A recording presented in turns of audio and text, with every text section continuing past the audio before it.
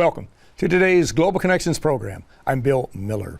Today we're going to be taking a look and visiting with a person who's very involved with providing psychological assistance and assistance in many other areas too, to people who've been traumatized because of earthquakes, cyclones, tornadoes, and a variety of other natural disasters. My guest today is Dr. Judy Kuriansky. Dr. Kuriansky is finally called Dr. Judy for her many years of giving wise advice on radio and TV. She's on the faculty at Columbia University Teachers College. She is also well known at the United Nations as an advocate about mutual health and well-being and as a non-governmental organization representative for the International Association of Applied Psychology and the World Council for Psychotherapy. Dr. Kuriansky is very well known at the UN and really internationally. She is also, I didn't mention, but I will, she is a very prolific author. She has written a wide range of books, right. And I think we'll just share them right now. One is Living in an Environmentally Traumatized World, and this is certainly one that I think many of us would find very applicable at this point in our lives. And the other one is The Psychological Aspects of a Deadly Epidemic, What Ebola Has Taught Us About Holistic Healing. And this was one that she wrote, really, I guess over 4 years ago. Dr. Judy, after you went to Sierra Leone during the Ebola epidemic. But first things first, welcome to today's Global Connections program. I got so engrossed with all of your stuff here. To see you. We just almost forgot to tell people who you were or who you are. Thank you. But anyway, welcome to today's to Global Connections program. And that's a good entree, I think. You did go to Sierra Leone at a very dangerous time. Most people were trying to leave, and you're trying to get in. Right. I did. I wasn't afraid. People did say, "Are you?" You know, even if they lived there or had friends there or family, they were afraid to go. But that's what I do a lot around the world. I had been to Sierra Leone, in fact, many years before during the AIDS, when that was really very prescient. So, and I'd done work on the radio because I've been on the radio for so many years, giving advice to people about their life and how to feel better. Dr. Judy, what do I do? My boyfriend left me. Dr. Judy, what do I do? All those kinds of questions. So I went and spent time on the radio giving advice to people about how to stay healthy. And during Ebola, I, for years, have been doing these psychosocial techniques and workshops and trainings that we're going to see a video about. And so my friends and other colleagues from Israel and other organizations on the ground, we had meetings at UNICEF, and really I did some trainings and helped the local people help the children who were very, of course, traumatized, and they really need some support. They're crying, they have nightmares, all these kinds of things. So I did do that. And I'm glad you mentioned those books, because the ones I did before when I was on the radio were the Complete Guide to Healthy Relationship, and I didn't bring those here, and to dating. And people often ask me, Dr. Judy, you're writing about healthy relationships, you've been on the radio for years giving advice to people, and now you're in Ebola and doing work around the world and, at the UN, really consulting and helping governments, and how do they mix? And what's the connection? It's totally connected. A personal connection, like for having a healthy relationship, like I wrote about in the Guide to a Healthy Relationship. What is in there? Cooperation, being able to compromise, and being able to communicate. 3 big issues, and those are the same things that work here at the UN. You have to have cooperation, you have to have compromise, and you have to have communication. So there's a big similarity between that work and international work. Exactly. Well, tell us a little bit about the first video. You have a montage, a collection of some really interesting video shots in different parts of the world.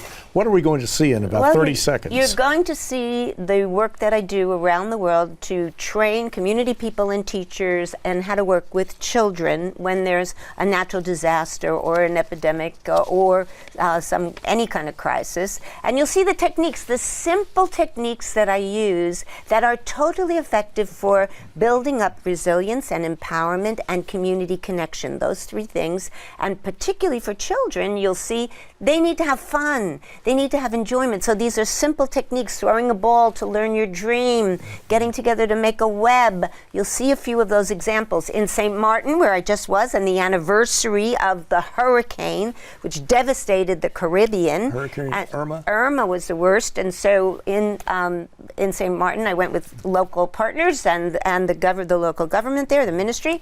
And so you'll see that technique. You'll see in Jordan, where I was, helping train community workers to work with the children, the Syrian refugees. And then you'll see snippets of Iran. When I was in Iran, there was a major earthquake people don't really know that much about, because not that many people in the world, get to go there, where I was also helping children. So you'll see different countries where I was doing these trainings, and very exciting techniques that are so helpful and so uplifting for people. Very good. Well, let's take about 4 minutes. We'll go to the video and we'll come back and talk about it. Okay.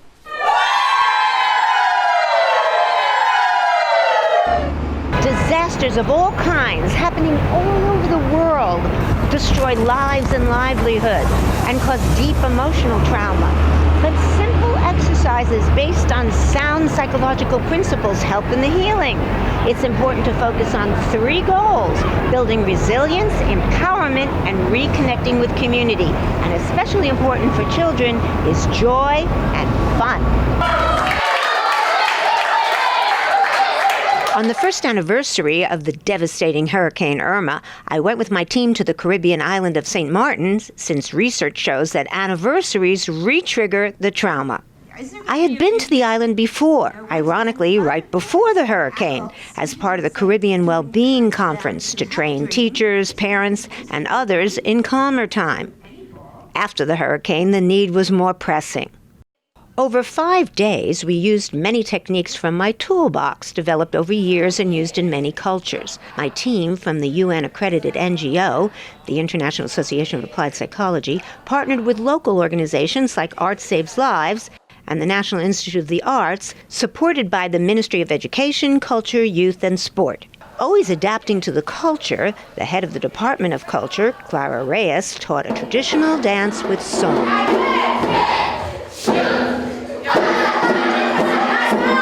Following a 3-tier train the trainers model, we as the master trainers taught the teachers, who then do the exercises with the children. Moving around the room, everybody, all you kids, move around the room, everybody making noise now.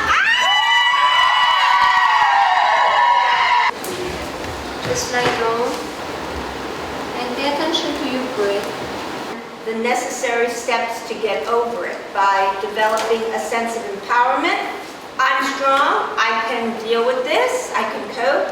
A sense of resilience, which means bouncing back from the disaster or the trauma and dealing with your own, therefore, sense of self. Pay attention. Many other activities built resilience, empowerment, and connection.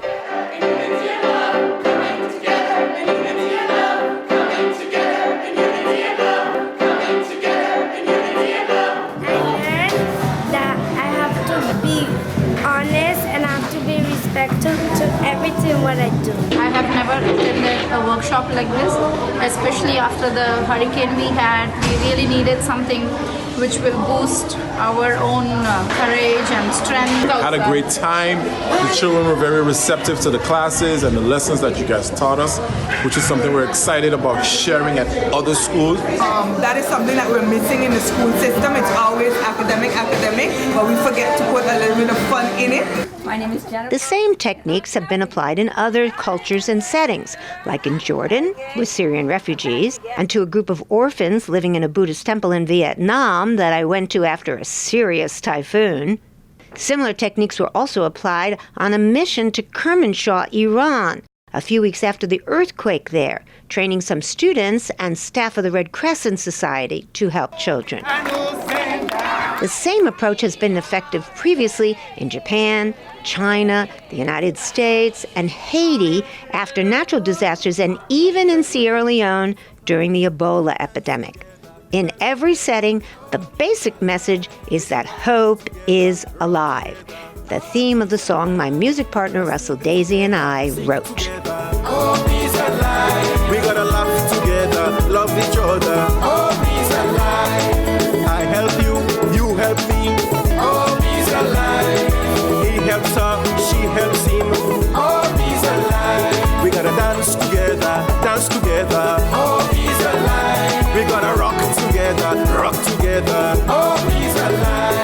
wanna sing it together, sing it together. Oh, he's alive. We gotta laugh. Dr. Judy, that was really interesting. That was fantastic. Let me just ask you, can anyone learn this? I know without spending 8 years getting a PhD or something like that, but can you train other people to do this? Absolutely. That's the point, really, though. Right at the United Nations, what we want is capacity building, because there aren't that many people, who can really help, especially in the midst of a disaster. Everybody's suffering. And then also sustainability, so it can continue. So if I'm there, I'm training people to do what I do in very simple techniques. They're very profound psychologically. They have real reason from my therapeutic point of view and from psychology in general. But they're community workers, they're teachers, parents even, leaders, even peer leaders, kids who are identified as leaders. And so they can easily learn. That's how I designed it all, so that they can learn and pass it on. That's the point. Very important. I mean, if you're throwing a ball and asking kids what their dream is, anybody could do that. The trainer needs to know that has a deep meaning for people feeling acknowledged and recognized and feeling like they have hope for the future. Exactly. Well, you're watching Global Connections Television, which is a privately funded, independently produced program. The opinions expressed on Global Connections are solely those of the moderator and his guest. We'd invite our viewers to go to our website at www.globalconnectionstelevision.com to view previous programs. Also, if you're involved with a PBS or community access television station, or perhaps an educational institution that has an intra-campus television hookup, or you just have a website and you like our shows and would like to share them, please feel free to do so. Global Connections Television is provided free of charge as a public service to help people better understand international issues and how they impact our lives. Today we're talking with Dr. Judy Kuriansky, who has been very involved in providing really psychological assistance to literally thousands of people who have been affected by earthquakes, cyclones, hurricanes, and a wide range of other natural disasters. Dr. Judy, this is a very important area, and so often we see the devastation that takes place from Hurricane Irma or something. We see the actual physical devastation, the way Puerto Rico was scoured, the Virgin Islands, the American Virgin Islands were scoured, other countries, the earthquake in Iran. But the psychological damage can be so devastating. I'm so glad you said that, Bill, because that's what I've been advocating about. I'm a professor at Columbia. I told you I was on the radio and TV talking about relationships on a popular music station. But being here at the UN for now 17 years, I've seen that mental health has really grown and expanded and been recognized in the way that you have. After disasters, we are concerned about validly, how far is the hospital from the water? Where are the houses? Are they being built properly? These are structural resilience, we call them, and practical things that are important. But the emotional issues, like you said, are so important too. Mental health and psychosocial support and well-being has just gotten recognized at the UN here in a very big way, and in many other ways around the world that we're going to see in the video I put together for you. So the emotional issues research has shown not only are immediate, you're traumatized about what's going on, even in life in general. And then these things last. The fears, the anxieties, you hear, some crack happen, and then you have this, revival of the emotion. Anniversary reactions are so important. So mental health has really been totally become a priority now. The Secretary General has been talking about it at the United Nations. The Deputy Secretary General, Amina Mohammed, has talked about it and said how important it's a priority.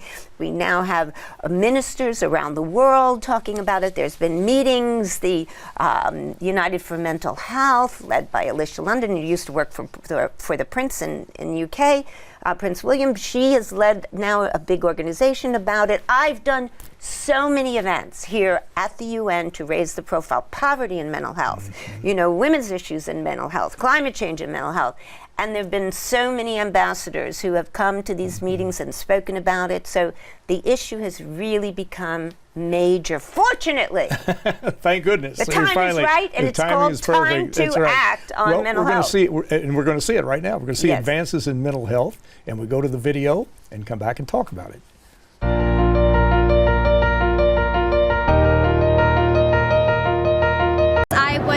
a victim or target of cyberbullying attacks, I felt depressed, anxious, and developed suicidal thoughts. I live with anxiety every single day. I tried to take my own life by going out of my 9-story bedroom window. At the age of 5, I took a knife to my stomach, and at the age of 12, I tried to set my family house on fire. The number of young people suffering from depression, bullying, and other mental health and behavioral problems is staggering, up to 1 in 5. Many suffer in what I call the 3 S's: shame, stigma, and silence. But awareness and improvement is happening in the public, for governments, and even here at the United Nations. Alexa, I'm depressed. I'm so sorry you are feeling that way. Please know that you're not alone. There are people who can help you. This event about applications of artificial intelligence for mental health, co-sponsored by UN member states and my NGO accredited at the United Nations, is one of many recently highlighting the issue. Others addressed achieving poverty eradication, infectious diseases, rural women, challenges women face to achieve economic and political power, and honoring a female Olympian for overcoming cancer. Major international figures are supportive, like the UN Secretary General. Health encompasses both physical and mental well-being. Yet for too long, mental health has been mostly an afterthought, despite its overwhelming impacts on individuals and communities. And Her Majesty, the Queen of Belgium, who is a psychologist. We need to integrate mental health strategies into a broader strategies for building resilience among vulnerable people. The Prime Minister of Canada, Justin Trudeau, gave this message at the conference of my NGO accredited at the United Nations, the International Association of Applied Psychology. In Budget 2017, we included major support for mental health initiatives across Canada. We're committed to fighting stigma and helping people across the country get the mental health care they need. The UN mission of Canada, along with Bahrain and Belgium, now head the Group of Friends of Mental Health and Wellbeing, with many UN missions as members, and a partnership with Lady Gaga's Born This Way Foundation. I invented myself, Lady Gaga. I curated my life to be an expression of my pain. This is how I overcame my depression. Many firsts have happened. The first meeting of ministers supporting mental health. The first time mental health was an event during the UN General Assembly. The first time mental health was a topic at Davos, the famous World Economic Forum. If we could tackle the stigma, that was one thing that would allow these mental health charities to do more of their work and be able to reach more people and allow people to come forward. The first meeting of professionals in Morocco focusing on children's mental health. And the major global compact on safe, orderly, and regular migration that was adopted by governments in Morocco. Resolutions were passed at the United Nations about universal health coverage, making access to care available to all. And mental health was officially named as the 5th non-communicable disease, along with heart and respiratory diseases, diabetes, and cancer, thanks to efforts of the World Health Organization. The 2018 Lancet Commission released a major report on global mental health and sustainable development. The Second Union of Mental Health Summit in Moscow brought together international mental health leaders, where I delivered the final declaration. For the benefit of individuals and societies throughout the world.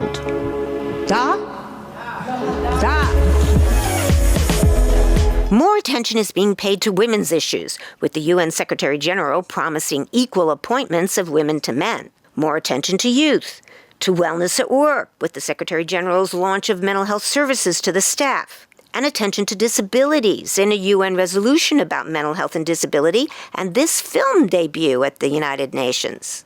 Money matters. In the country of Georgia, a major summit was held about innovative financing. And finally, the private sector is stepping up to the plate. It's a real pleasure to announce today that we are going to commit to an additional £200 million, $260 million over the next few years. A major trigger for all this was the historic inclusion of mental health and well-being in the UN Agenda 2030 for Sustainable Development. Thanks to the campaign of then Ambassador Caleb Otto of Palau and myself, leading the Psychology Coalition of NGOs accredited at the UN and getting support from all the UN member states to put mental health and well-being at the heart of the global goals. Integral to well-being is happiness. Signs like these are popping up publicly to rate if you're happy or not. A meeting about happiness from the perspective of all disciplines was held in St. Louis, and the United Arab Emirates is leading the way, promoting happiness and well-being with the Sheikh's book, The First Minister of Happiness, happiness roundtables at the United Nations, and happiness dialogues at the World Government Summit in Dubai. The theme is celebrated in this song my music partner Russell Daisy and I wrote. Happy people, happy planet. A baby's born on a perfect morning. That's what I call happiness. A summer shower that comes that morning. That's what I call happiness. Birds and bees and trees and flowers. Dr. Judy, another great video. Thank you so much. I'm a big fan of B-roll and videos, as you can tell, as you are too.